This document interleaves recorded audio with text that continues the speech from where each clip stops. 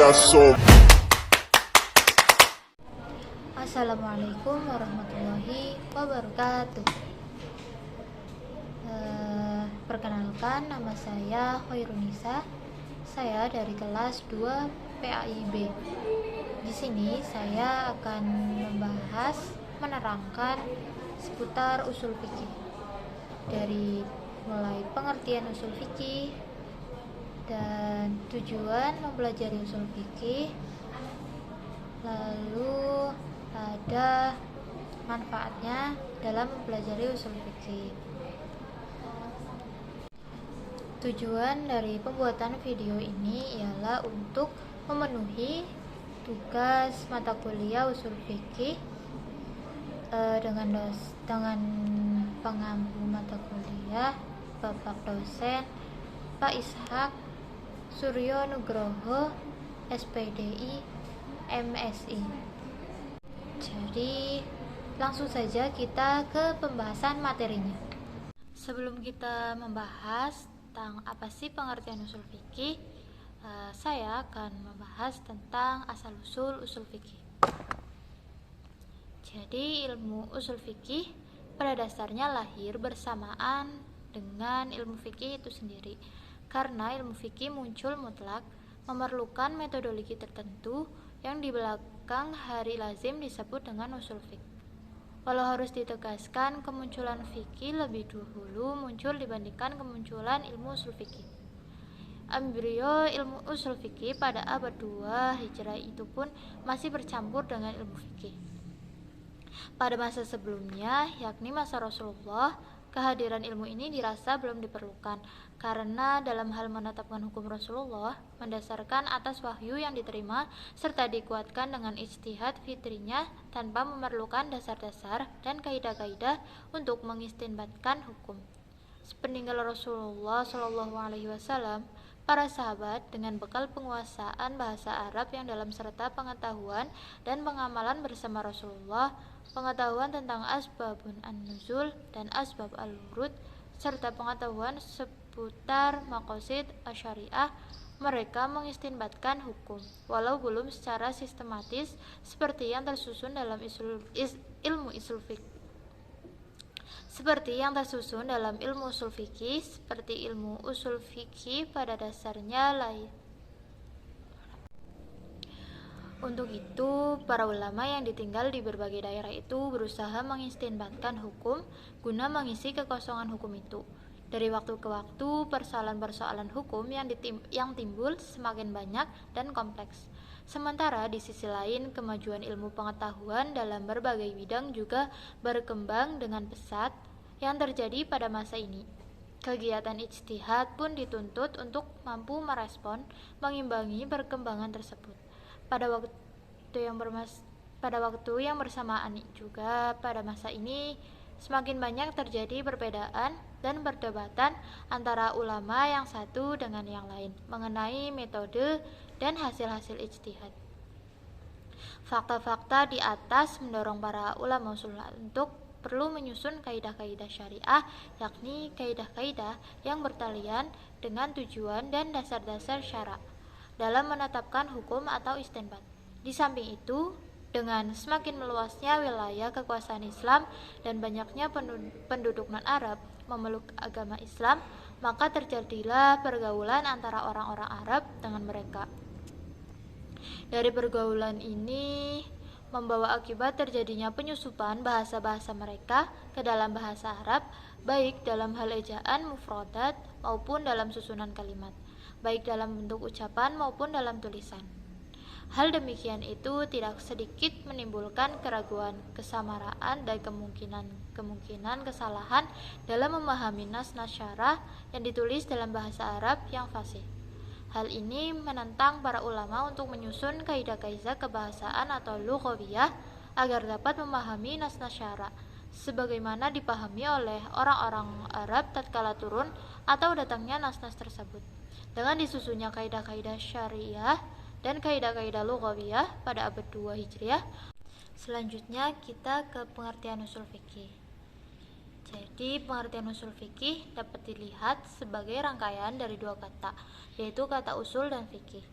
Rangkaian kata usul dan kata fikih tersebut dinamakan dengan takrib idlofah, sehingga dari rangkaian dua buah kata itu memberikan pengertian usul bagi fikih. Kata usul adalah bentuk jamak dari kata asal yang menurut bahasa artinya sesuatu yang dijadikan dasar bagi yang lain.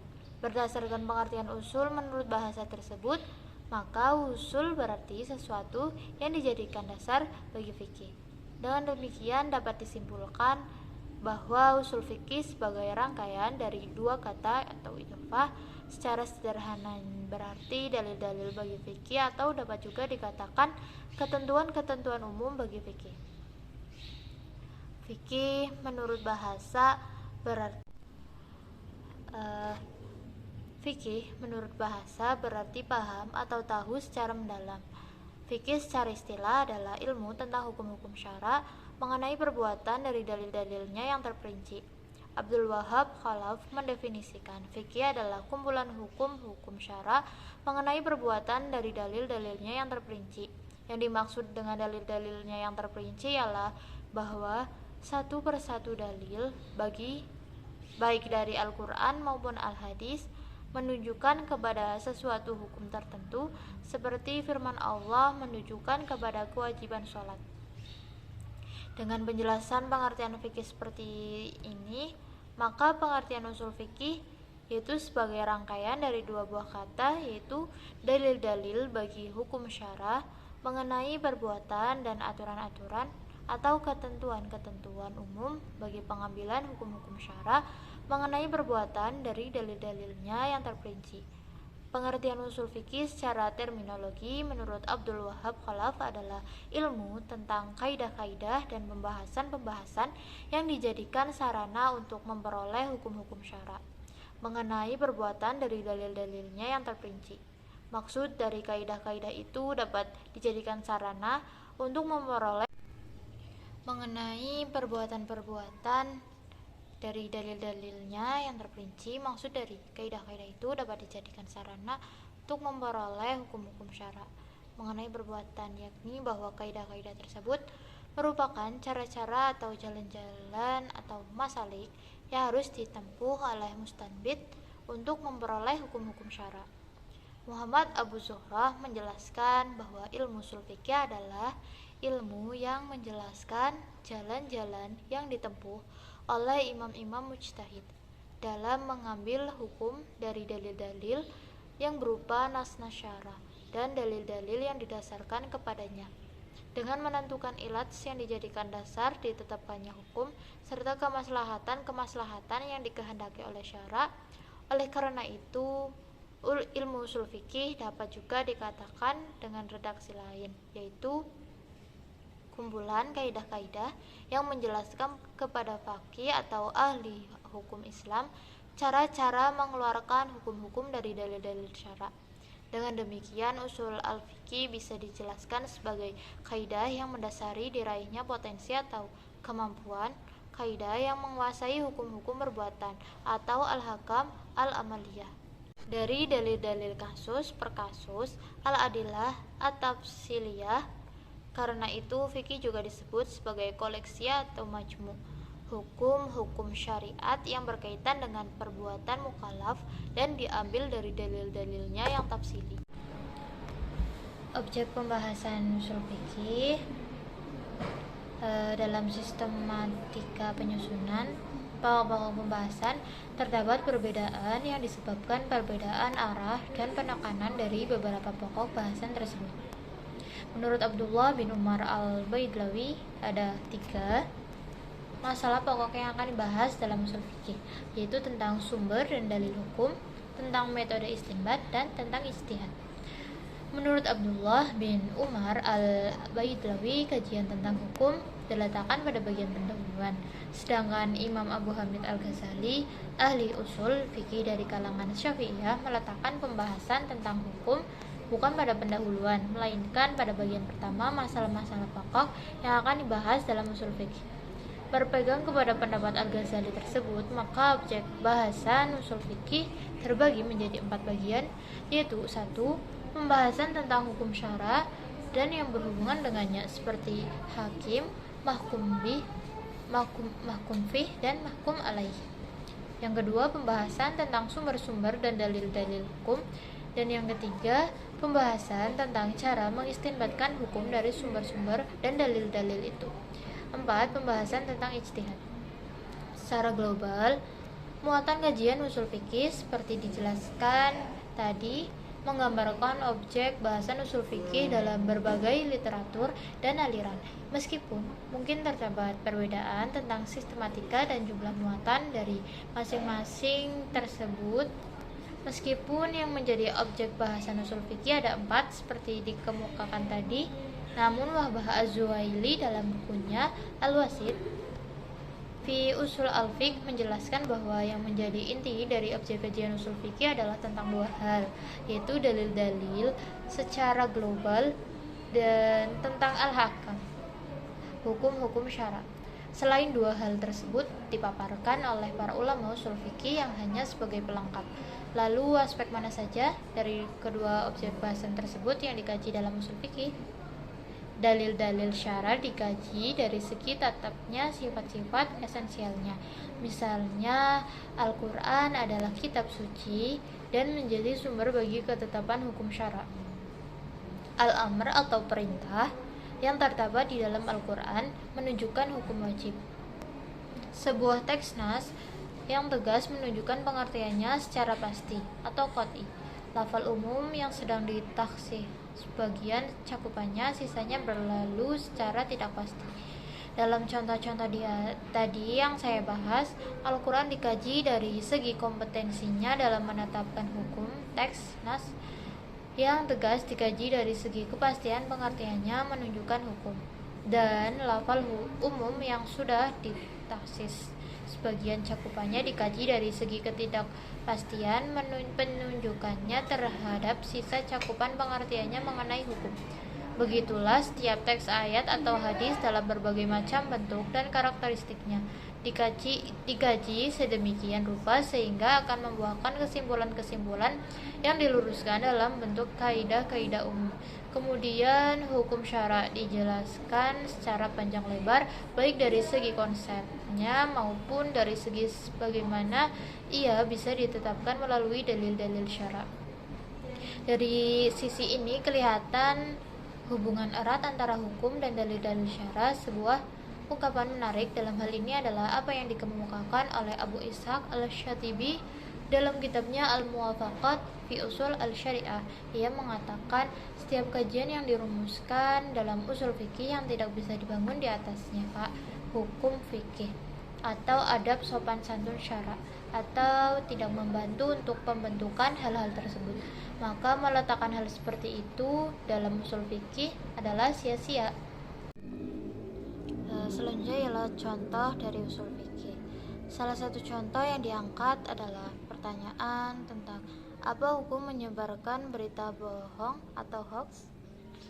Kita tidak bisa langsung begitu saja mengeluarkan jawaban halal atau haramnya. Untuk menuju kepada jawaban tersebut, kita perlu memahami dulu apa itu berita bohong. Selanjutnya kita merumuskan dulu apa itu halal dan haram. Dilanjut dengan memilah apa tujuan dari penyebaran berita hoaks tersebut. Sesudah itu kita merujuk kepada sumber-sumber hukum dalam Islam yaitu Al-Quran, hadis, serta ijma'. Terakhir, kita kerahkan kemampuan kita untuk meramu sumber-sumber hukum tersebut untuk menjadi jawaban bagi persoalan hukum yang diajukan. Sesudah serangkaian proses tersebut dilalui, kita baru bisa mengajukan jawaban bahwa penyebaran berita bohong secara umum hukumnya adalah haram. Sebagaimana secara umum kita tahu bahwa berbohong itu hukumnya haram, namun pada beberapa persoalan seperti jika bertujuan untuk menyenangkan istri, mendamaikan pihak yang bersengketa, dan lainnya, berbohong itu hukumnya halal. Selanjutnya adalah tujuan mempelajari usul fikih.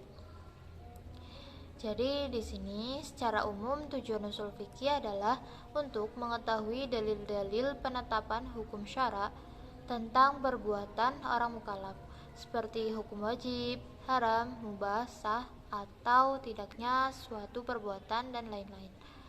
Tujuan yang hendak dicapai dari ilmu usul fikih ialah untuk dapat menetapkan kaidah-kaidah terhadap dalil-dalil syara yang terinci agar sampai kepada hukum-hukum syara yang bersifat amali yang ditunjuk oleh dalil-dalil itu. Dalam kaidah usul secara bahasanya itu dapat dipahami nas-nas syara dan hukum yang terkandung di dalamnya. Tujuan dari mempelajari ilmu usul fikih ialah agar dapat memahami hukum syariah yang menjadi dasar kebaikan agama dan sebab suksesnya dunia dan akhirat. Agar dapat memecahkan persoalan furu'iyah yang tidak tercatat dalam Al-Quran dengan mengikuti kaidah dari ulama yang berijtihad. Lalu tujuan usul fikih selanjutnya ialah agar memiliki wawasan yang luas seputar fikih yang memungkinkan dapat mengimplementasikan nas Al-Quran, agar mengetahui bagaimana para ulama yang berijtihad dapat sampai pada pendapat ijtihadnya. Kemudian yang terakhir adalah agar dapat mengambil pendapat-pendapat yang benar dan memilihnya. Jadi mungkin itu saja yang bisa saya sampaikan tentang usul fikih. Kurang lebihnya mohon maaf apabila dalam pembahasan, dalam pengucapan banyak kata-kata yang kurang dipahami dan banyak kurangnya. Saya mohon maaf dan terima kasih. Wassalamualaikum warahmatullahi wabarakatuh.